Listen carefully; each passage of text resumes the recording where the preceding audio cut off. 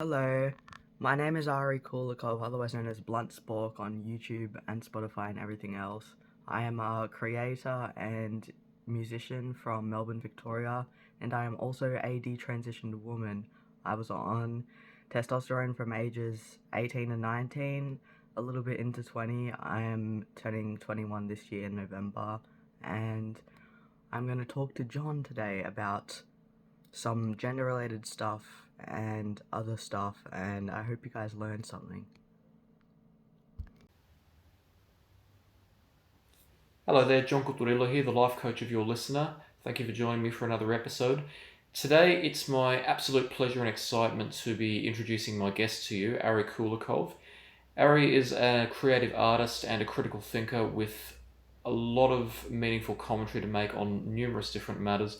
I first discovered Ari relatively recently. I came across her artwork and her YouTube channel, and I was fascinated by all of it, but especially her social commentary intrigued me, and I was incredibly keen to take the time to learn from her. We agreed that it would be interesting for us to discuss the topic of gender theory, gender transitioning, gender fluidity, and the mental health aspects of this particular subject, as Ari has a lot of experience in this particular domain, and I was keen to learn from her experiences.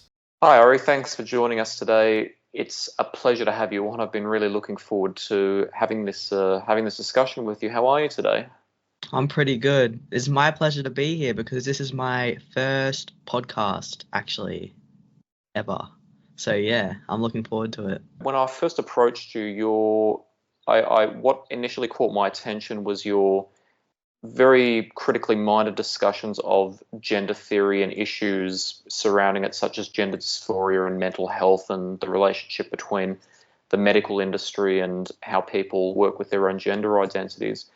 And I was really keen to learn from you because I understand that you have a variety of different perspectives on this. So you're an individual who has both transitioned and detransitioned, and you've examined a lot of different perspectives. So I believe that, as I'm always discussing with my audience, that multifaceted discussion is really important, and I was really fascinated by the different types of perspectives that you presented. I understand that one of the initial issues that we cope with in this particular subject matter is how to deal with hatred that's directed towards people with different gender identities, but also hatred towards people who have different perspectives on this matter. I think the key message that we want to convey to our audience here is that this video is not about pushing ideologies or particular belief systems, or trying to reinforce dogma or trying to dog whistle to any one particular system of belief. This video is about exploring ideas, and our audience is free to take whatever ideas they wish to work with and work with them. But we'd also like to pay our respects to people who are at the moment experiencing issues related with their identity or their mental health, and we very much advise you, if you are experiencing any concerns at all, no matter how small or large they may be, please speak to a trusted healthcare professional. What are some of your perspectives on the topic of hatred and how we cope with it? Well, I feel like a lot of hatred is rooted in misunderstanding. From my perspective, when I was transitioning, I did not encounter nearly as much hate as when I detransitioned. It was definitely still there, but I sort of coming out of it, I noticed more that when something goes against the grain, and a lot of people haven't really heard of it or don't understand it to a higher degree, is when people are more likely to just be hateful and just disregard people's personal experiences. But I think that it's something that needs to be addressed because it's hard to have conversations about important topics with so much like prejudice in the way. And yeah, I think that there's not really, it's not constructive, it's not very helpful to get to the root of important topics when you're met with hate, To saying that as well, there's been more support than hatred in general, and I think that's important. But yeah, it's definitely still a thing. I'm glad that you've had more support than hatred, but I also appreciate that you're willing to take a risk in speaking about hatred and how we can best cope with it. So from your analysis, it sounds as though if misunderstanding is one of the primary substrata of why people become hateful towards one another, then perhaps the best antidote is understanding and compassion and understanding different people's perspectives and learning why they're held. Yeah. I feel like in saying that, it's important to set aside your personal political alignments too. So I know we talked about how we should try to explore our ideas objectively without, political alignment being such an important factor. And I think that ties in with the hate aspect as well, because once you put things into boxes, you struggle to see the person who you're actually talking to. So I feel like in order for us to better manage the sort of like hateful and prejudice aspect, we should talk to people on an individual basis and try to get to understand their personal perspective, sort of taking away from all the boxes we could put them in, and yeah, really just trying to be compassionate. Even if you disagree with someone, like, you can still hear their story and have a discussion with them, Absolutely, because Yeah. different people can be of humanity but still have different perspectives, and it's understanding those perspectives that is going to allow us to reduce hatred but also become more at one with each other. Yeah. And also, like, listening to other people helps you check yourself sometimes as well, because you learn things from listening to people who have radically different perspectives to you. I feel like it's good to question your beliefs constantly, like question why you believe what you believe, and listening to other people's perspectives like is healthy. It helps you solidify your morals and stuff, and like it's everyone just lives in their perspective, so it's good to see other people's worlds and assess your own as well.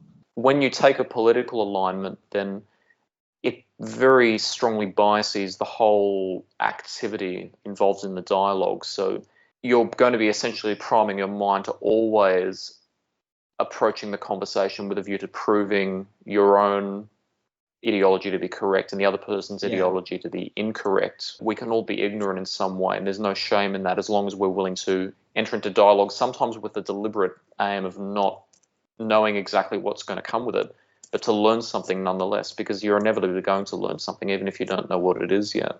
Exactly, yeah. When I was first recording my video, I kind of fell into the trap of being sucked into that sort of political, framing. Like, a few sections of my initial detransition video, when I was watching it back, I was like, oh, I think I could have worded that a lot differently. The people who talk in this issue, I guess, a lot of them are very politically motivated, and it's hard to find someone just talking about the issue without tying it to like the left or the right. Like, I was referring more to the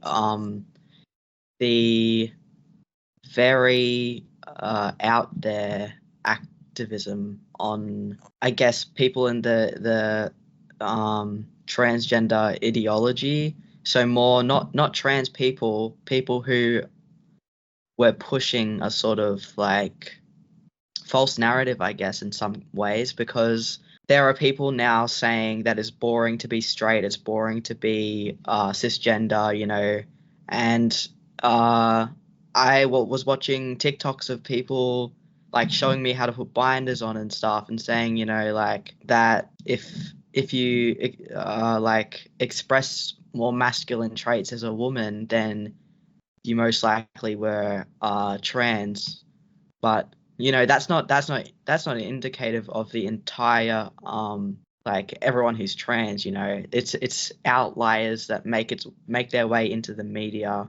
Discussing the the evidence supporting and the evidence refuting different theories of gender and different Yeah. ideas about gender theory should be kept quite separate from the issue of how do you approach somebody of a different gender identity, or how do you treat people, or how should society treat people who have different Yeah. gender identities, because the complexity is quite different. Gender's can be quite, and sex can be quite complex issues, and admittedly, the human race still doesn't understand them fully yet. The issue of how to treat people is, quite frankly, rather cut and dried, with Yeah. respect, with compassion, and with the acknowledgement that people have their own journeys, have their own battles, and to approach something you don't understand or that you don't necessarily agree with hatred or anything other than the willingness to be tolerant and to talk to people is likely to cause great destruction amongst us. Yeah. And it makes the opposition look bad as well. Like if your contention is that gender is like fake and everything, and you come towards people who identify as like non-binary, or with hate, it makes yourself look bad as well, because you're not explaining why you're being hateful towards them. You're just saying you don't exist. So someone who can only see their existence in the way they're existing. So for me, I can believe in biological sex, and I think that gender dysphoria is a real mental illness, and I know people with I had gender dysphoria. It's very real. People transition because they feel, they would be happier and more fulfilled, being perceived as the other sex. And non-binary people, I have sympathy for them as well. I'm not going to purposely anger or upset someone who's non-binary just because I might not, personally agree with the whole gender spectrum. I agree in femininity and masculinity being a spectrum within men and women, but I'm not going to invalidate someone's existence by telling them they don't exist. You know what I mean?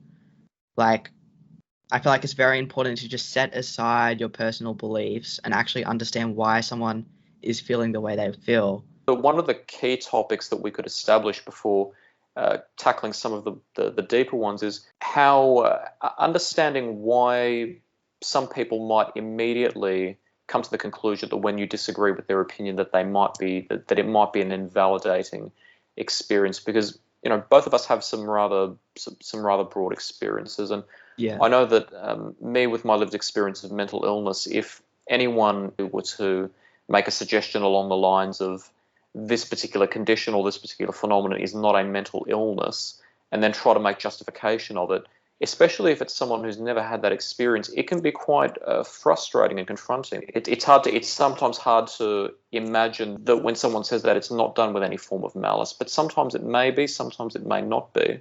Well, I would, yeah, I mean, I guess there are some people who genuinely don't understand at all, who would say that it doesn't exist, but there are some people who completely will deny, for seemingly no reason as well, because, there's evidence that mental illnesses like depression, and anxiety have physiological effects on the whole body that are also visible to other people, so to deny that, I feel like, is very misinformed, very dismissive. For me, I understand how people can take disagreements as invalidation, because when I was transitioning, and I know a lot of people have a similar experience, but questions like that make you rethink your whole situation. Like, they make you reframe your entire perspective. So when someone disagrees with like something like gender ideology, or trans people even existing, to hear that as a trans person is like, what? But I exist. You know what I mean? It's like I'm sitting here talking to you, and that is how I fundamentally feel within myself. So to say that like it's not real or it doesn't exist, you're kind of like eliminating the person. So it's harder to hear disagreements about something that's an identity issue because it's hard to continue a conversation with someone who you feel like is not seeing you fundamentally as a person. So I definitely understand how if I disagree now with a lot of things I used to really believe in, how people who are still in the space that I was in would take that as like, an invalidation rather than a disagreement, because it's like it has to do with their entire being rather than just something, that's in the mind. It's like it affects everything and sort of domino effect into all parts of your life, basically. It's hard to separate like an ideology from yourself when you're sort of in that space. The facts in that situation almost inevitably are going to be that it's not that that person is deliberately putting themselves in that space. That's their experience, and they're trying to find a way to make Yeah, sense of it, to cope with it, and to live their life as best they can. yeah, And again, the objective reality of it is a completely separate issue, because you have to.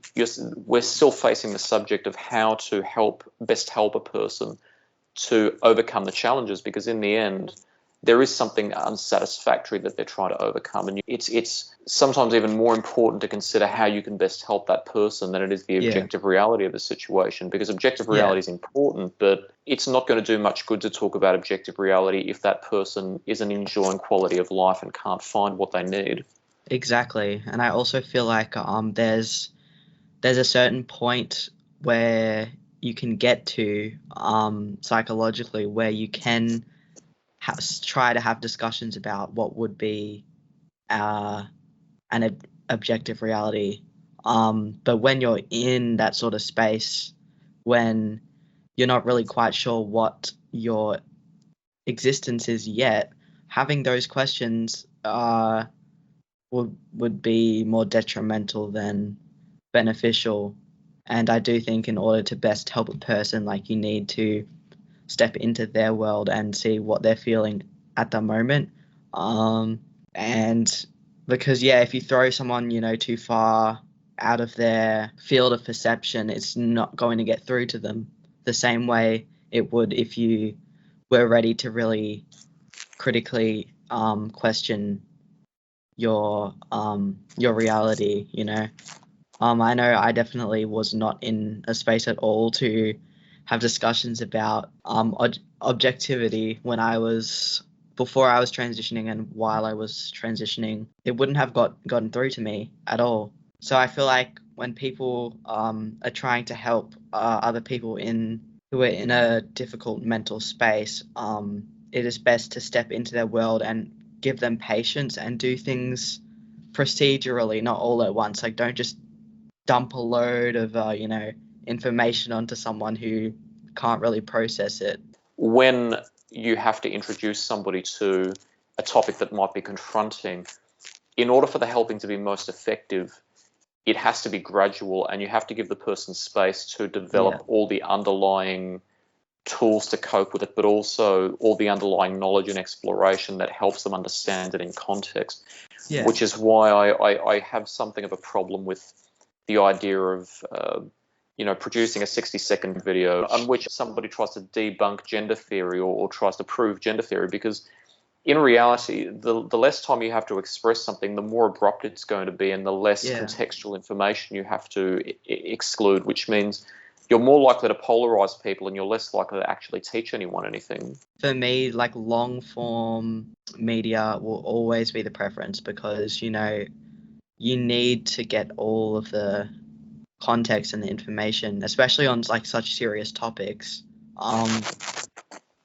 To shorten it into such a short video, and that might be the first thing that someone sees of that topic, and that could be their first impression, and that could set their expectations or like their prejudices towards that certain issue just by seeing this one short video. Like, I don't think it's a good medium for really delving into more complicated topics. When you do want to introduce certain aspects of objectivity, I guess. It doesn't have to be blunt. You can have a personable way about you, which makes people more willing to listen to you and listen to your explanations. And I know we talked about that objectivity doesn't have to be free from compassion. And I really want to emphasize that, because no matter what you might be trying to pull someone out of, it's never going to help. Giving them a little bit of something blunt, or even with the short form media, like just giving someone like a really quick, shallow explanation of something, I feel like it can guide people in the complete wrong direction. And also sometimes that's how people do develop hate in the first place as well, because something doesn't get explained to them properly or in a way that is compassionate, so people get contemptful. Absolutely, that was that's one of the best phrasings that I've heard thus far. Objectivity doesn't have to be free from compassion. People lose the point of objectivity when they become very strongly attached to teaching it in a certain way. People will often say that them being harsh on people is a move that's done in their best interest, because if I'm not harsh on people, exactly, tough love, if I'm not harsh on people, they'll never learn to cope with objective reality. You can't control what the world does, but you can choose yourself to be kind to people. And you can also choose to teach people about resilience in a way that doesn't compromise on your kindness. So you can show people that the world can be a dangerous place and a rather harsh place, but teach them that it's never worthwhile becoming dangerous and harsh yourself. The adaptive way is to try to become resilient whilst also not letting that make you harsh with people and force and pushing you to practice tough love. It's a very delicate balance as well, because to be fair, like as a parent, some parents will struggle to really instill that sort of resilience on their children, because maybe they had a rough upbringing, or they were taught to bottle everything up, and just it is the easier option for people to just shut off and be, not let people in, or become that sort of harsh, adapt a sort of harsh exterior. But although it is more difficult, it is, I feel like, the more fulfilling option to retain your compassion and your kindness, because you get so much more out of life, and also like it affects your mood as well. Like being constantly closed off, being angry all the time really narrows your worldview, and is not good for your mental health. It's not good for your heart. Like there's a certain point where you can set boundaries with people while still not setting up a boundary between yourself and the whole world. You know what I mean? Like it's a hard thing to compartmentalize, but I do believe it's important to like choose to be kind, or choose to retain your compassion to the world as a whole, without like being a pushover, or not being able to say no to people. There's a difference between letting yourself be taken advantage of, and it just happening to you because you don't know any better. Exactly, and therein lies the delicate balance, perhaps, that how one can learn to not allow themselves to be taken advantage of, whilst not losing their sense of compassion. It can be a thing of validation as well. Someone can be giving you something positive, but overall it's a really bad thing for you, but because you want the positives out of it, it's hard to cut off. I guess, like, I don't want to generalize, but a lot of what I see in how the world works now is that people want to feel good, they want to chase pleasure, but they don't consider like how that could be bad in the long term. Like what you're getting now that is giving you so much pleasure might not be fulfilling in the long run. And that's the thing with not being able to set boundaries. Like eventually the thing that gives you so much happiness is not going to be as effective, because you don't fulfill a deeper need, whether it be like a deeper spiritual need, or whatever. I understand that one of the main topics we also discussed is the idea that some theories of gender that advocate a fluid approach to gender might have some contradictions in them. To give our audience some context, Would you be able to describe the internal experience of being one sex but feeling as though you're the opposite gender? Well, for me, it sort of started when I was around 11 or 11 or 12. But when I was really young, a kid, I didn't have any notions of gender at all. Like, I was just a girl. I didn't know trans people were a thing or anything, and I was very feminine. I wore skirts and dresses and everything.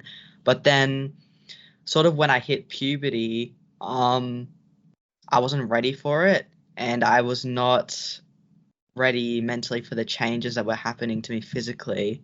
So, because I had started acting in a more sort of boyish manner, I started to become a little bit like disgusted with like feminine aspects of myself, and I didn't want people looking at me and seeing a female because I didn't feel ready to be in that role. I guess a lot of it is that women sort of as a whole for me as I was growing up were very idealized, I guess. Like I thought, women had to be pretty, they had to wear makeup, wear heels or whatever. Like I didn't want that. So when I was young, I sort of strayed away from that label internally, and then as I was internalizing it, I started acting in a more boyish manner.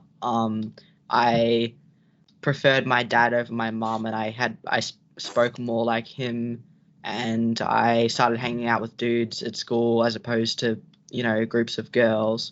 And for me, it got to the point where, because there was the idea of not living up to, like, I guess, the standards of what I felt like females should be, as as that was brewing, I kind of wished, that I would wake up as a dude one day. I'd wished that my chest was flatter, that, I had a deeper voice. I would start wearing the boys' uniform to school. And it did eventually get to a point where I had a complete disconnect from myself and my body, and that manifested in gender dysphoria for me. Although when it really boils down to it, I think I did not necessarily want to be a man. I just didn't want to be a woman. So my option was, I could pass as a dude. Like I started having feelings of idealizing men instead, and like how I could live my life as a man. It was sort of like the easier option for me, because like I didn't really know where else to go internally. So I guess with all the media I saw when I was growing up as well, I was like, oh, this is actually an option. Like people can transition if they feel like how I feel about my body and stuff. There was definitely like a complete disconnect from myself as a person and my physical body, to the point where like I wanted to completely like shift my place in the world. But if a girl is, a bit more masculine, she likes having her hair short, and maybe she likes being a mechanic or getting her hands dirty, she could be a tomboy, and she could just be a bit more of a masculine woman. Like she doesn't necessarily have to change into a man. And my thing also was that no matter how far I got into my transition, I would never be comfortable calling myself male or a man, because I always had, this feeling that it would be not accurate. I guess that complete disconnect manifested in a way that eventually became gender dysphoria.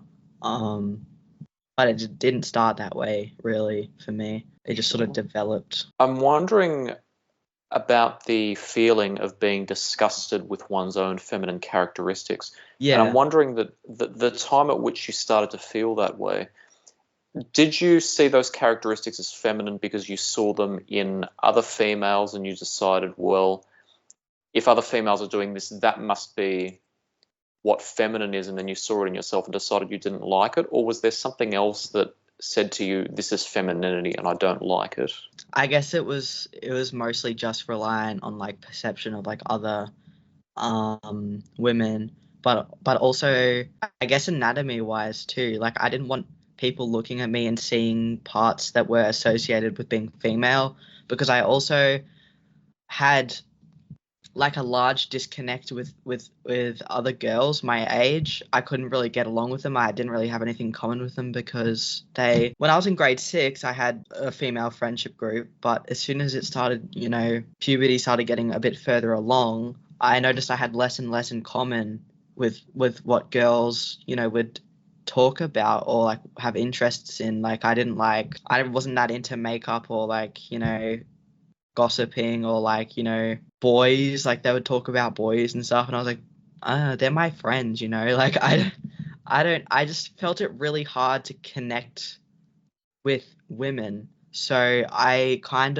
know a lot of teenage boys, find it hard to talk to women or girls their age as well, because you're at that age. But that's how I felt, that's how I felt as a woman. I felt how that awkwardness talking to girls, and like I felt like I don't feel like I connect with you, you know what I mean? Like I struggle to find things in common with them. And I do have 2 younger sisters, but it's different with them because my sister Domi is more on the sort of, she's not really a tomboy, but she's definitely more masculine presenting, I would say. But like my sisters were never really into makeup that much either. We would like roughhouse, like whatever. Like we grew up very differently than a lot of other girls my age, and I felt it was hard to connect with them. So I some part of me started to like resent women as well at some point, because I couldn't stand the way that they talked, and like how some of them were so two-faced, and like they would act so nice to you and then talk badly about you behind your back and stuff. And it's like I preferred the straightforwardness of male friendships. And so, because I think it might be related to BPD a little bit as well, people perceiving me was what like made me a lot. It made my identity. So how I was perceiving how men were interacting with one another, I was like, I want to be more like that. You know what I mean? And I did get a provisional diagnosis of BPD as well. The identity thing for me, whether it's BPD or autism, I'm not quite sure, but there's some overlapping symptoms. It's always been a very complicated thing for me, and my observations of the world very much turn like internalize. And when I was younger, I didn't really have that many boundaries between me and the rest of the world. So I sort of took on those observations as like my identity. You know what I mean? Yeah. I feel like the link between like autism and gender diversity and stuff is one we should probably look into more, because it's so much more complicated than just not feeling like you align with your biological sex. It's like so many societal things as well, and like how you perceive life. And yeah, I've actually also spoken to some other individuals who identify as transgender, and one of the fears that they had in transitioning from one gender to the other was being compared to particular transgender activists. They were worried that people would start to see them as loud, brash, and in their words, people who were making a big deal of nothing, or who were looking for trouble, looking for an argument. yes. But then just because a few transgender people do that, A, it doesn't necessarily mean that it's inherent in being transgender, and B, it doesn't necessarily even mean that the majority of transgender people are like that. The only reason that people see certain groups as being like that is that a few people from those groups decide to behave that way. Yeah. But then because of how they're presented in the media, people start assuming that every person is that way in that group, Yes. without considering that a person of any group membership, regardless of what it may be, can have a range of different behaviors, can choose different behaviors, and it doesn't mean that being a part of that group is what caused you to be that way. It could just be choices. It could be your underlying feelings about the world. It could be mental illness. It could be a variety of things that cause us to behave the way we do. I think that, the general population probably struggle to connect to people on just an individual basis, rather than, because the news pushes a certain message, and then, everyone who watches the news, if they like that news station, they're going to have a certain opinion on that group of people. And I know some news, I don't know who it is, one of the Australian news channels, they always do stuff about like trans people, and they will always put up some video of like someone screaming or whatever, like at a shopping center. And it's like,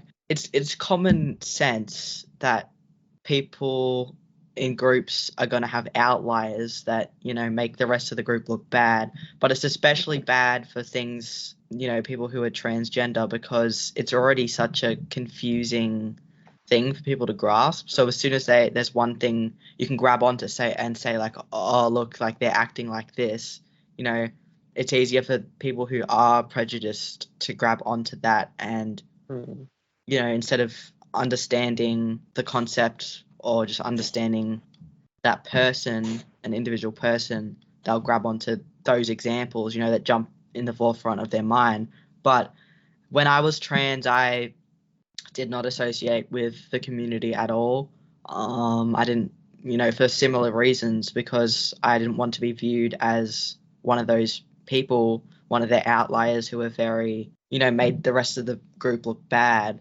But like, I didn't want to be part of any group. I didn't want to be part of any community. Like, I was just myself, you know. I was just trying to express myself. So I definitely understand how people wouldn't want to associate with the community, as it were, because there's a lot of issues with it. And the same could be said about like Christian people as well, because I consider myself, you know, like a follower of Christ now, but I do not associate with modern Christendom because of the inconsistencies in that. Every group has people who act badly. That's just human nature. I feel for those people because they're obviously quite mentally ill. But yeah, I can understand not wanting to associate because of those outbursts. People in the queer community, there might be some aspect of mental illness that influences, but there could also be a lot of frustration, which is quite understandable. Some people are used to communities in which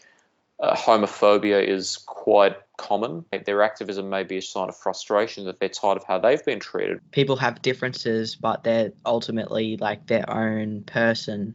When a person feels as though they are of one sex but the opposite gender, there's a potential for that idea to reinforce certain gender stereotypes by simply reinforcing the idea that the characteristics and the gender with which they're associated are inextricably linked. That is to say that being of that gender causes you to have those characteristics, and hence, if you have those characteristics, then you must be of that gender inextricably. It's very much, when you're transitioning into the opposite. Well, you're transitioning into the opposite gender, right? So when you're doing that, you're kind of reinforcing that those aspects of yourself do belong to that gender. Like when I was transitioning, I speak a little bit more in a boyish manner, I think, and you know, I'm not that into, you know, wearing makeup or something. You know, I played basketball like throughout school, and you know, that's not just a male thing. Like, women play basketball, but because of my frame of mind, I was like, oh, the explanation has to be that I am trans and I need to transition to a dude because I'm doing these things that like are supposed to be characteristics of men, right? Like, but in doing that, it's kind of limiting people's perspectives of men and women in the first place, because like you can have feminine men, you can have masculine women. There's really no limit on how you can present yourself while still retaining your sex. Like, you can still be a man or a woman and present yourself in a completely opposite way than how society perceives, you know, men and women as a whole. Like, even the signs on the toilets, you know, like the girl one is pink and the boys one is blue. That's still a thing in some places, and it's like, it's 2024. Like, Exactly. it's so little things like that put boundaries between people, and they're women have a more feminine aspect to them, and men might have a more masculine aspect to them. But the masculinity and femininity in itself is a fluid thing within men and women.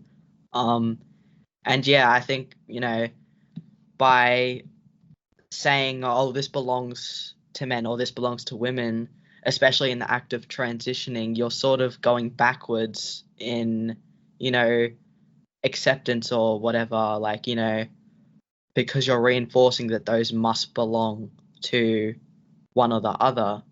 I know it's a lot more complicated than that when you have gender dysphoria, but if you're transitioning for the sole purpose of like, oh, I'm acting like this, so I must be the other, I think, it does go a little bit, it does contradict itself a bit. Seeing as you yourself and possibly other people who have had similar experiences only knew that what you saw within yourself coming up naturally was feminine because you saw other women and you were taught that that was what was called feminine, and you learned to recognize that and you learned to dislike it, or you just naturally weren't attracted to it. How can we separate what is within someone versus what they've actually learned? Because if somebody has to learn what it means to be feminine and masculine, how can I truly know I was naturally, by nature standards, actually the opposite gender? I was born the wrong gender, without and separate that from what I've actually learned from seeing other people. How do you know that you're the opposite gender when you may have actually just learned to dislike your inherent characteristics? Well, that's a good point. I guess what I would say regarding that is that where we only exist as how people perceive us. So, with the knowing what we are, in sort of the framework that everyone else uses to communicate, is sort of something that is learnt through, but I feel like what it comes down to, if you feel the need to transition, do you have like a fundamental discomfort with your anatomy that makes you that sex? So, well, like I transitioned and I never wanted bottom surgery, which was the first big red flag that I should have, paid more attention to. I did not want to change my like reproductive system at all with surgery. So that should have been, my major indicator that maybe I was just a bit of a tomboy or a more masculine woman in some ways. My thing is, like, I don't advocate for necessarily medical transition, I would say, but what I would say that if you get to a point where you feel like you need to transition, one of the major indicators would be, okay, I'm not happy with what anatomically makes me this sex, right? Because that is the only objective like indicator you can have of, I suppose, what makes you that sex, because everything else is just perception. Literally everything, like the way we describe ourselves are just ways in which we can articulate like something that's commonly understood among every other person, right? It's not something that we can really attribute to like biology, like something that can be intuitive. I guess femininity and masculinity are a little bit more complex because they can be intuitive in some aspects, but in the sort of like societal scope of like how you're perceived by other people, it's very hard to pinpoint, what are actually examples of what something's feminine or masculine. So I would say someone who's transitioning would probably be medically transitioning because they feel that fundamental discomfort with their biology, like at its most basal level. But yeah, I don't like that being said, like adults can make their own decisions and everything. But I do think that if you're going to be doing that, you know, really boil it down to a complete physical discomfort with your biology, like, yeah, because I feel like, you know, there's so many ways feminine and masculine traits can be described by other people. It's just so hard to like pinpoint it objectively, you know what I mean?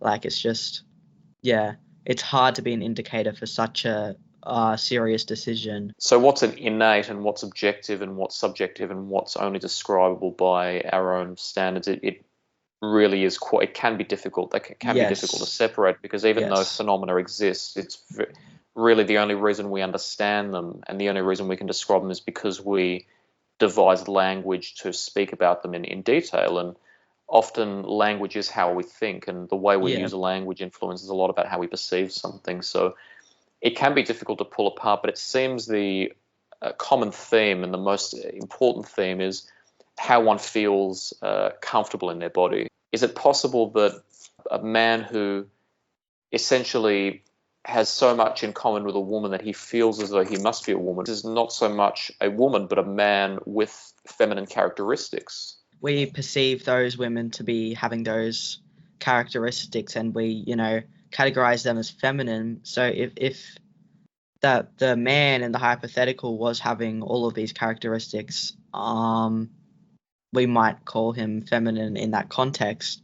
But, you know, he can still be a man because he's biologically, you know, male, but because of how femininity is perceived, you know, by like subjectively, we might categorize him as a feminine man in that context because the women are exhibiting the same characteristics. It used to be that when you saw someone who was one like a man or a woman but acted more like the other like gender or sex, you'd just be like, oh, okay, like they're a bit more of a tomboy or a tomgirl. And I feel like it used to be less complicated, you know. But now, because there are so many like labels and stuff, like it's hard to just exist as yourself. And yeah, I do think that like focusing on the differences too much separates us, you know, like we don't need to focus so much on the differences necessarily between men and women, and more so just like actually just being like a human being, and, you know, acknowledging that because of how we are built, we may have certain strengths or weaknesses in certain areas, but at the end of the day, like, we can connect as human beings as well, like, and we can adopt certain traits that might be more feminine or masculine perceived by everyone else, you know. The idea that certain characteristics are inherently masculine and feminine and have to be, or that people should abide those characteristics if they are of those particular genders, that in itself is sexist. But then the idea that if a person sees themselves as being the opposite gender simply because they feel they have the characteristics of the opposite gender, it's possible that they've also been taught sexist beliefs. Like they've been taught, well, you must be the opposite gender because you have those characteristics. Yeah. And ultimately, it's possible that if we're able to teach someone to limit themselves by being gender conformist, it's also possible that you can teach someone to be gender non-conforming, but still in their own way boxing themselves into a trend that could potentially limit how much they do for themselves as a person or what they can do just based on their individuality, regardless of gender existing. Yeah, for sure. Like, it could go both ways, like whether you're being raised to like box things in sort of like more sexist boxes, or you get raised in a non-binary thing. That's still like, you know, there's still boxes on both sides. I think certain things suit men more and certain things suit women more, but that's something you can see. Like, that's something you can pick up on. It's like, you know, sometimes, you know, if a guy wears a dress, you'll be like, oh yeah, like he can do what he wants, but also that design of clothing might be more flattering on a woman, but that's just because of our bodies, like how our bodies are made. Like that's not even necessarily like it doesn't have to be a gender thing, you know what I mean? Like the dudes used to wear robes and stuff, like long robes and like kilts and stuff, and it's like those were made for men, like but to suit their body. It's not the style of clothing that was like, people stuff is like tailor made for a person.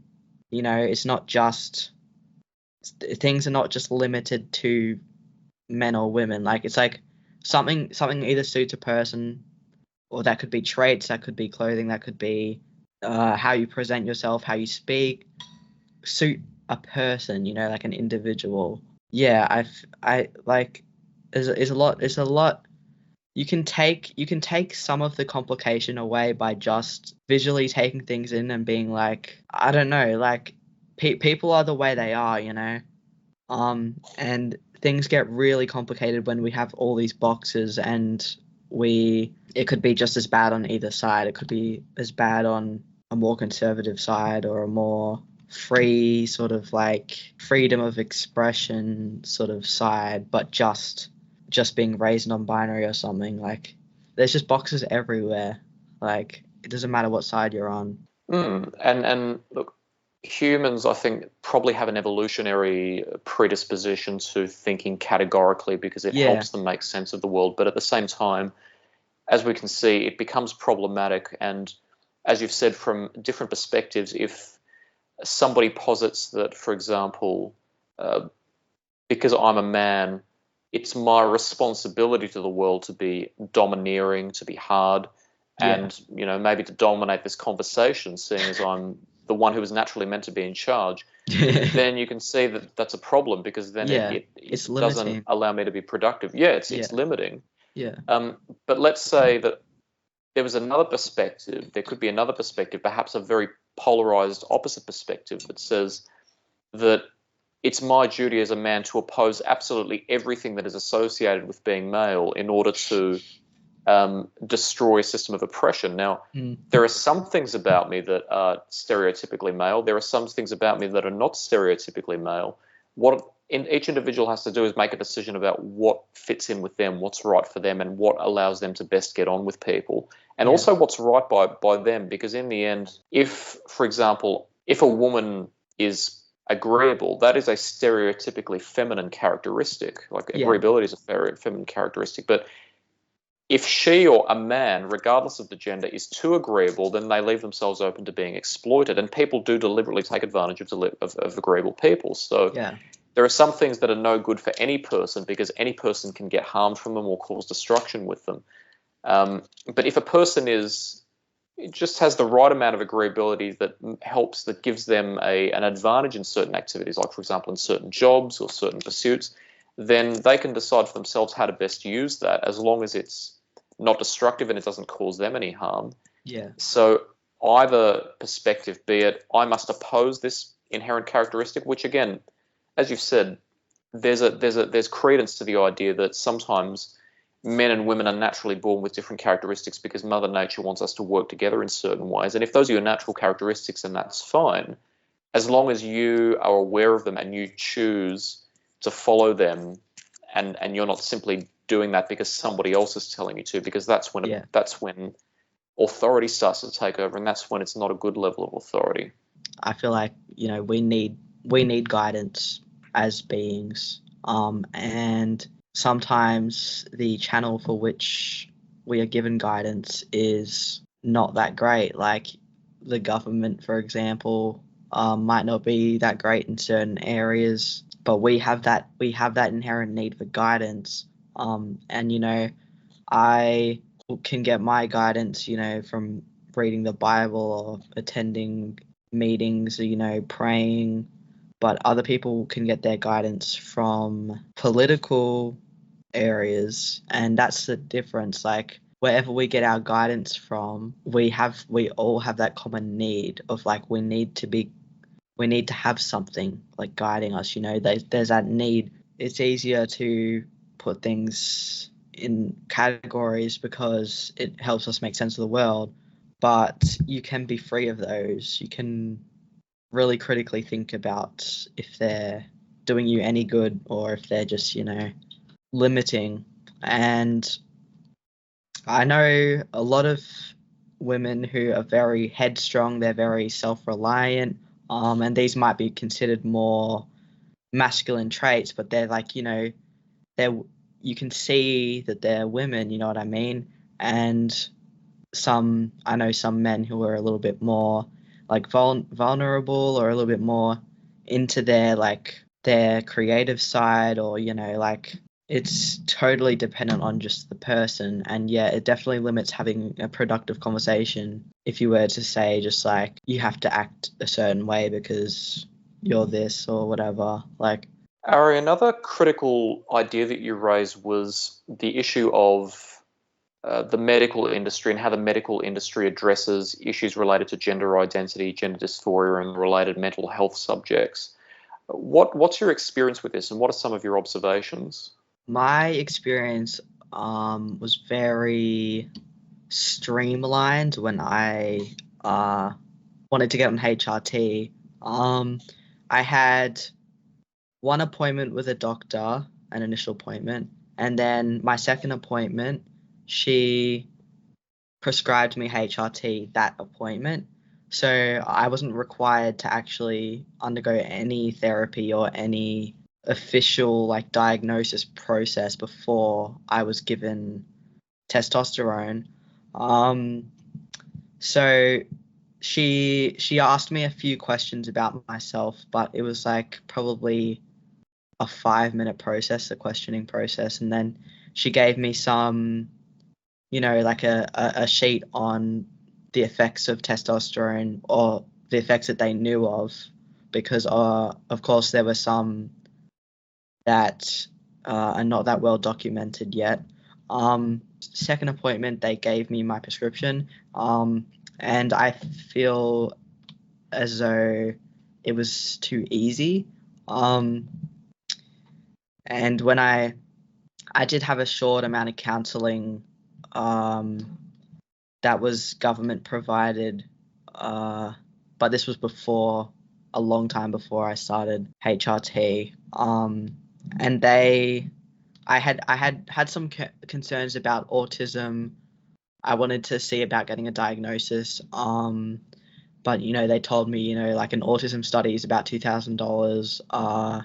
At your age, it's going to be a little bit hard to do it through therapy because I didn't get it when I was younger. But when I brought up that I had some feelings of dysphoria, sort of without clarifying or anything, they just immediately started calling me he. I could have been non-binary or anything, and they just immediately started calling me he, and they actually changed my documentation so that when they were referring to me in reports, they wrote he in all of the notes and everything. And I feel like that was very quick. Like it was very like that was their guidelines that they were given. You know what I mean? And that whole process sort of leads me to believe that there's maybe needs to be more to really make sure that people are making the right decisions for their bodies and their minds long term, because I definitely feel like if I had have gotten some sort of other, like therapy or anything, I might not have even transitioned. But therapy that is unbiased is the main thing, because I don't know if this is true, but I have heard that they're starting to make it so you can't say certain things in therapy now, and you can't ask certain questions. And those questions were the questions I needed to be asked to really make me critically think about what I was doing, And I know before I said that it's hard to confront people with objectivity when they're in that sort of headspace. But when it comes to medical transition, I feel like it's such a serious undertaking that someone should be mentally getting to their point where they can have those objective reality conversations before they would do something like transitioning, you know what I mean? And I just wonder whether there are some sort of motivations, whether it be monetary or whatever. I just wanted to really highlight that there's not that much information about people who detransition that's like publicly accessible, or whether the studies haven't been done or they're being, hidden. I feel like scientists and like psychologists and medical practitioners shouldn't be afraid to share their studies regarding detransition or even just transition, in fear that they're going to be shunned by their communities because of this sort of wave of like, I guess, like pro trans or pro transitioning, as opposed to like hearing both sides and hearing the facts. Yeah, I just really wanted to like highlight that there shouldn't be a fear for people to bring out information that might make people question whether them transitioning would be the best move for them, because that's a healthy question to ask for such a serious commitment, right? Like, it's hard to attribute the quality of intentions to someone. yeah. I would say there's a number of major possibilities. One of the major possibilities relates to feeling the need to validate other people in order not to make them feel invalidated and potentially worsen their already strained feelings. It's possible that the industry, the community, the scientific community might believe that by validating without question people's feelings, what they're doing is what's in their best interests. Now, being compassionate is definitely in people's best interests. It's also in society's best interests. Yeah. But as we said, one can be compassionate and still explore alternative explanations for what someone's experiencing. And yes, I'll testify that the one of the roles of a good helper, whether they be a psychologist or a counselor or a coach, is to help people explore lots of different possibilities to explain what they may be experiencing. It's possible that nobody has bad intentions. No one is deliberately trying to extract as much money from people with gender dysphoria as possible. There are theories that there's more money in addressing the symptoms than there is addressing the issue at heart. That's a theory that unfortunately is hard to substantiate, but it's certainly a theory that's been posited. Yeah. But it's also possible that this is completely based on good intentions, that we want to help our fellow human by sparing their feelings. And again, we can be compassionate, but still also help people do what's in their best interest, which is to question everything. And that can really be for any person. I know that a person who's experiencing gender dysphoria, as is a person who's experiencing any mental illness, is quite vulnerable, and you have to manage that with tact, and you have to make sure that what you do as a helper doesn't cause psychological harm to that person. And there's a lot of responsibility in that. But it is certainly possible to be supportive, but also objective and persistently objective with someone at the same time. Yeah. And I think that's part of the responsibility of a good helper. And I think you also need to be able to demonstrate, if you're going to be a helper, you have to be able to demonstrate to someone that anything I do for you is not for the purpose of judging. It's for the purpose of helping you get the best from life so that you avoid traps and can live the best life you can with as few problems as possible into the future. Yeah. Ultimately, what you should be doing is lessening people's reliance on you as a helper. I also think that what you said about intentions, it could very well just be that they're just doing what they've been taught. Like they have a rubric or whatever. They have certain guidelines, and they're just enacting those as a practitioner. I guess more so my issue was sort of with the guidelines themselves, like not the people necessarily enforcing those. But I'm sure you've probably heard this loads of times that the pharmaceutical industry makes people reliant and could be a cash grab. But everything's like, it's hard to prove anything, because if things were hidden, they're hidden. We can't get them. So there's it does go down a hole. But I guess the only thing that made me sort of think of it in a more negative light was when I did come back to my doctor and try to like get off testosterone, that process was way slower than getting on it. So when I told them that I wanted to detransition and I started thinking about getting off T, it took me way longer to get an appointment than starting, and my doctor actually had gone away, so I had to see a different doctor. But when I was at the appointment, when I expressed that I wanted to stop testosterone and that I was going, back to aligning with my biological sex, sort of it was like a question of whether I was sure or not, or whether, they put me down as they, them instead of she, her, even though I clearly stated I wanted to detransition. I feel like there was a lot of pushback on me wanting to make that decision as opposed to continuing.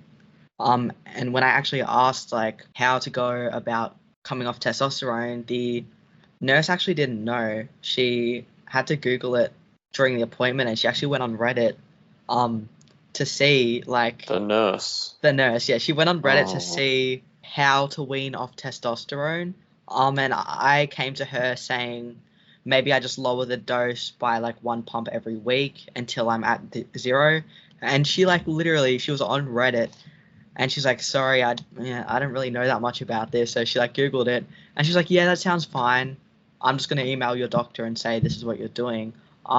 So for me, it was really scary. I was like, okay, they know so much about going on it, but when it comes to coming off it, they don't know. Like they have to Google it in the appointment. And that was like, for me, that was sort of like a bit of a wake up call because I like to trust people. I like to have trust in people having good intentions as a whole, but I also am very skeptical about certain things because of like what I've experienced and what I've learned. I just like that was crazy to me. I was like, you don't know, like I booked a doctor appointment, so, and it was a gender clinic as well, like it was actual gender clinic. Oh my word! And they didn't know. They just didn't know what to do. So that was sort of a bit scary for me. I was like, oh well, what about other people like me who want to detransition? What if they get too scared to do it because their own doctor doesn't know what to tell them? Like, you know what I mean? It just made me sort of question some intentions, but she was just doing her job, I guess, but also like she was a nurse at a gender clinic, so I was a little bit surprised that she did not know what to do. But yeah. Understandably, it would be quite scary. And look, yeah, from that experience, I can understand you could try to extract an explanation as to why it is that they were very quick to give you testosterone, but very hesitant to move you away from the transition therapy. As you said, it's difficult to demonstrate that this is what happens in every case, but it certainly meant something for you, because I imagine that it puts you in a difficult position of having to essentially prove yourself to say, well, yes, I am competent to make my own decisions. During that time, I was a very, very passive as a person. So for me to even book the appointment was really difficult. And I thought that even if I wanted to detransition, it would just be too hard. I didn't know how to go about it. So the amount of sort of resistance that I was met with, like even just in her facial expressions and stuff, she's like, are you sure? Like, I'm just going to put you down as they, them. It was hard because I already was so passive. Like I struggled to really assert myself. I have met a lot of trans people who say, even if I wanted to detransition, like it's too late. I've already done so much stuff. And for me, it was like I didn't even get any surgeries. Like I was just on testosterone. And the only the lasting effect it has on me now is just like my voice is in the upper end of the male range now. So when people first hear my voice, they're gonna assume I'm a dude. Which isn't, it's not that bad. It could be worse. But for other people who have already had surgeries and they're detransitioning with, these surgeries done, it's like scary to me. Like I'm really grateful that I was able to get out at the time I did, but also people are scared to detransition if they want to, because there's not that much support for people who are detransitioning, like readily available, I guess. And I have been talking to some other detransitioners. it kind of leaves you lost. Like, I felt a bit like that when I was detransitioning, because I was like, who do I ask? Like, where do I go for people who know about this, you know? Like, I just, like, if even my own doctor didn't really know, like, who was I going to go to, you know what I mean? It seems commonsensical that if you support one group of people, you would also support the other. And Yeah, if you're only supporting one group of people and you're not supporting the other, when it's so obvious that you should support both, it kind of makes it's easy to conclude, well, there must be a reason for that. Is it yeah. ignorance? Is it negligence? Or is it that there's something else happening? I have to watch that with myself too, because I could be drawing connections between things that aren't connected, and I could be missing connections as well. But yeah, I just feel like, yeah, if there's going to be, if you're going to put someone into a process like HRT, it should be well researched on both ends of it, like the start of it and the finish of it. And if someone wants to reverse it as well, like when people go on medications, when they want to come off the medication, like doctors have that procedure to help them come off it. Understandable, and I agree with you. It would do people well to be able to rely upon attending their doctor or their other health professional and know that Yeah, whether they want to transition or detransition, that they're going to get the same quality of care and they're going to be able to yeah, access information if they need it. yeah. And people also need to be like fully aware that it's not fully reversible, because a lot of people who transition believe that everything can be reversed just as it was done. But when you're like, for example, when your vocal cords thicken from being on testosterone, when you come off it, they don't thin, they don't go back, because it's like a growth, like it's something that develops. So like, it's not reversible, you know. Like, I can't just hop on some estrogen pills and make my voice go back to normal, because it's the testosterone, which is the active hormone that actually needs to leave your system before you start having normal female like hormone levels again. And I have been like trying to eat more foods and stuff that are higher in estrogen, which I think has been helping a little bit. But they weren't like, doing that at the start of your detransition is not going to reverse anything. Like, if I wanted to make my voice go higher, I would have to do voice training now. Like, it doesn't, you know, it doesn't go back to how it was before. They do say on the thing that some things are reversible and some things could be permanent, like balding, or, you know, like certain like the voice and stuff. And you know, personally, I'm actually fine with having a deeper voice. Like, it's just more of when I'm perceived by other people is where it's the issue again, because it's like now I'm having reverse like dysphoria, where before I was having dysphoria of being a woman, and now I'm having dysphoria because people will perceive me as a dude if they hear me talk for the first time, or, you know, even someone on the street like will be talking to me, and then I start talking, and they're taken aback because the voice coming out of my mouth does not sound like a female voice to them. And that's, Sure. yeah, that's again more dysphoria, you know. Like, on the other end, I had a friend who transitioned, and they thought that everything was going to be reversible. We're not friends anymore because after my detransition video came out, they blocked me. I wish the best for them, but from their eyes, I was betraying the trans community. I understand that you also have some concerns about whether the scientific community in general possibly should reconsider its position on publishing a broader range of research findings, such Yeah. as the experiences of people such as yourself. What are your thoughts on the scientific community? What messages would you like them to get? Consider doing some things independent, because I know that some corporations now will not let you publish things in certain topics, such as, you know, something that might be results that would paint transition in a negative light. I would say, if you're truly passionate about uncovering truth, your peers are going to be really instrumental to either making or breaking your studies, because you need a lot of people in the scientific field like to actually get a study done. I would say that firstly, consider where you are, And also, I don't even know if studies are being done.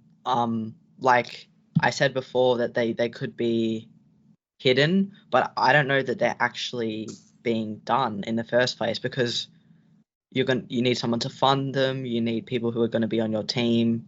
You need detransitioners as well to partake in the studies. And I'm like all for, like, I would be a lab rat. I don't care, but it's like I don't know whether things are being hidden or whether they're actually not, like, being started in the first place. But not even just detransition, like actual transition, like do more studies on people who are transitioning and medical transition, and also the negative sides of how it affects them, not just like the positives. Especially with things like puberty blockers. Like, I do not advocate for children transitioning. I believe that it's very, it can be pretty dangerous for anyone under 18, even, 18 or over. But do the critical research, because detransitioners are coming out now wishing that this research had been done in the first place. But I understand it can be very difficult for people to get started in the first place, because either they're not being supported, or they're too scared about how people are going to receive the data. But even like the way you present the data, it speaks for itself. Like, it's not you're not the numbers, you know what I mean? You can put disclaimers on certain studies and stuff and say, this is what it contains. Well, that's what they have anyway, at the start before you read a study. It's just an area that I think needs more looking into in general. And perhaps what could encourage more discussion in the scientific community is gestures as simple as what we're doing now, being willing to discuss different perspectives, involve everybody in the conversation, regardless of whether they agree with our particular perspectives or not, and just destigmatize the discussion of perspectives, because in the end, one can take it upon themselves to have civilized discussions without an agenda, without intending to push society or a particular event in a particular direction, but just for the sake of exploring ideas. I also understand that you've made a lot of observations about the link between neurodiversity and autism, on the autism spectrum, and gender diversity. What have been your observations on that? I have noticed that even when I was doing that short-term counseling, she did say to me, like, oh, many people who are on the autism spectrum are also gender diverse.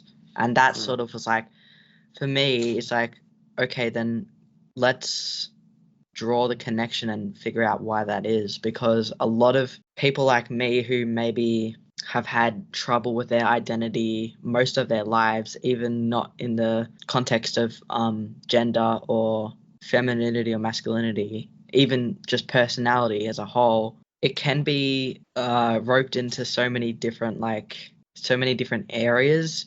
But I feel like it's a difficulty processing information the same way as everyone else. So that can manifest in so many different ways. Like, I'd always struggled more in the hands-on aspect of things, like understanding how things sort of interact with each other the same way as other people.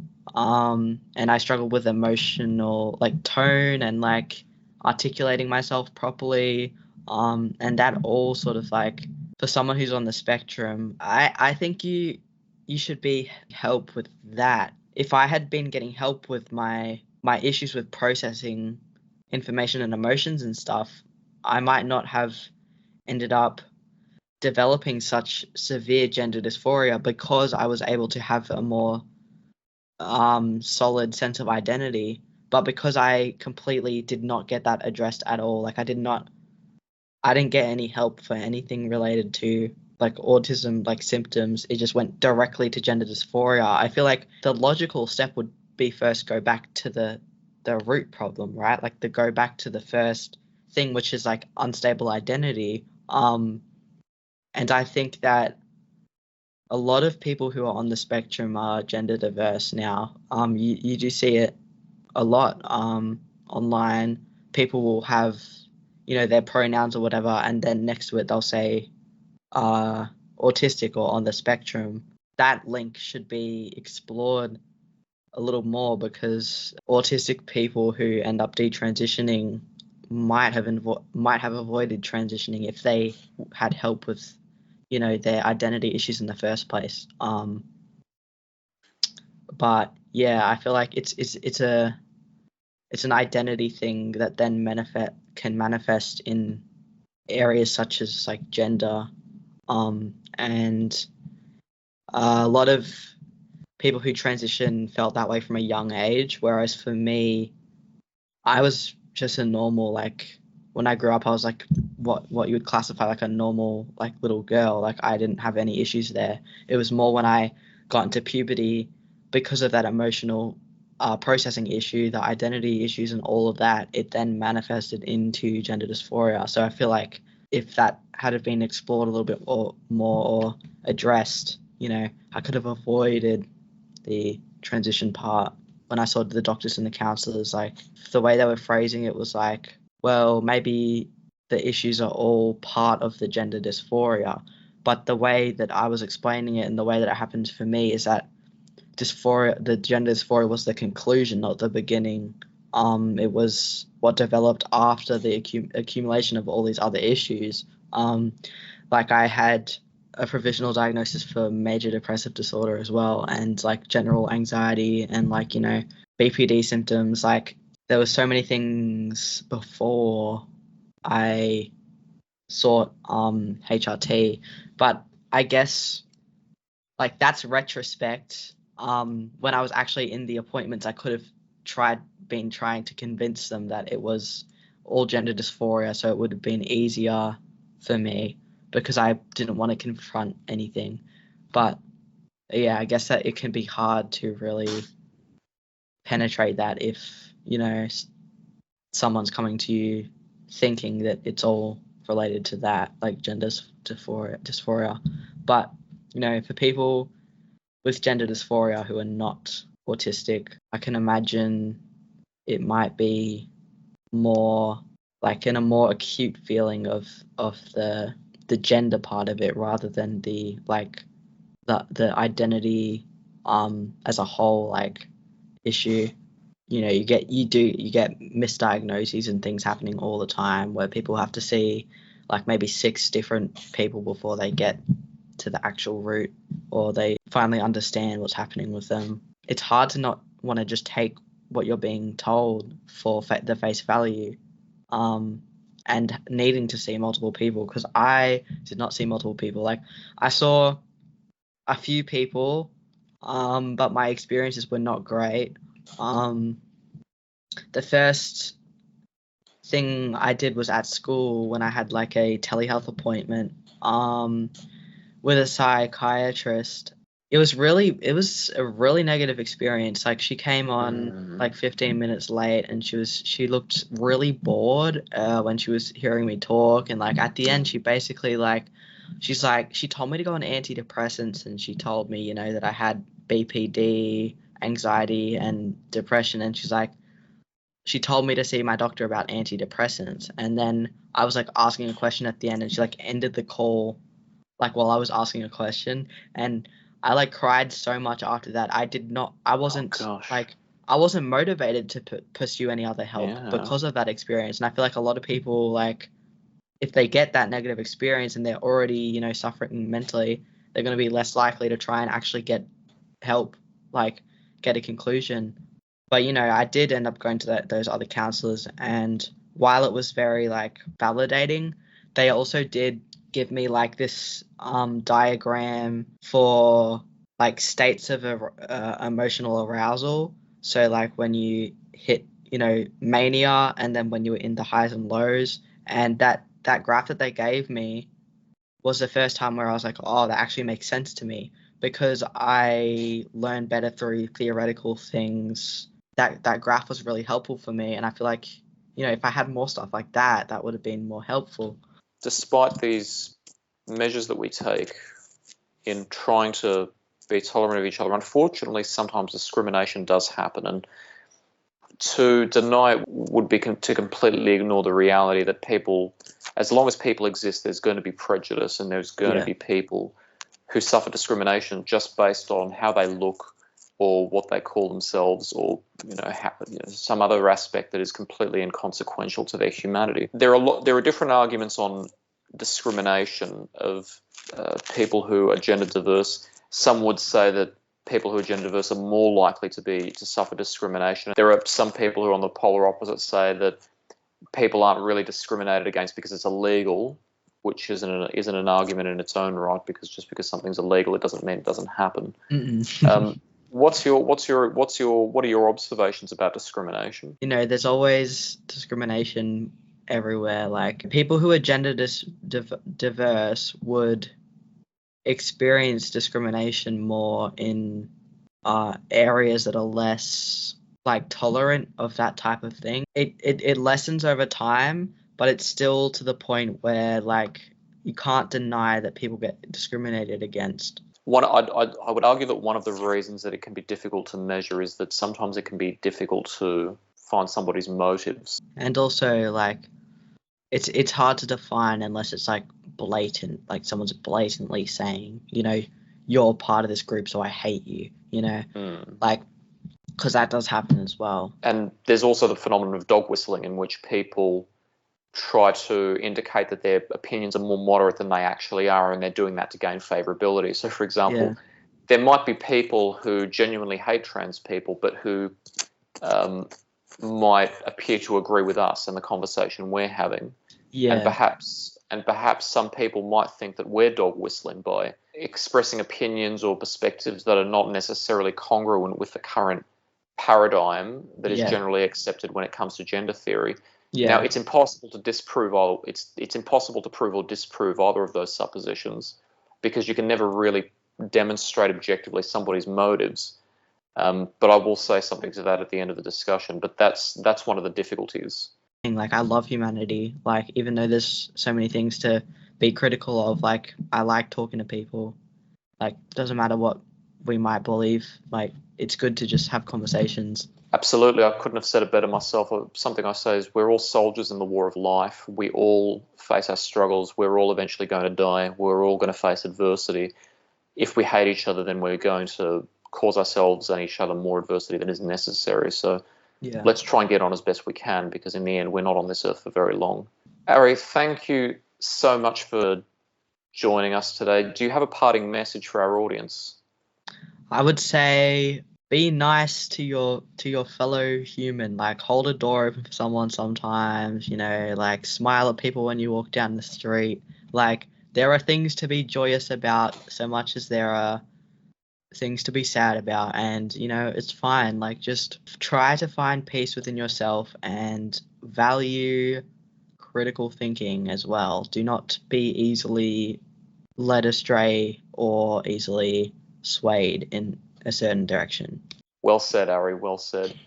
To our audience, thank you for joining us today. Please remember, if you are experiencing any type of conflict or issue, whether it be with regard to your physical health, your mental health, your gender identity, otherwise, please do not take advice on the internet as gospel.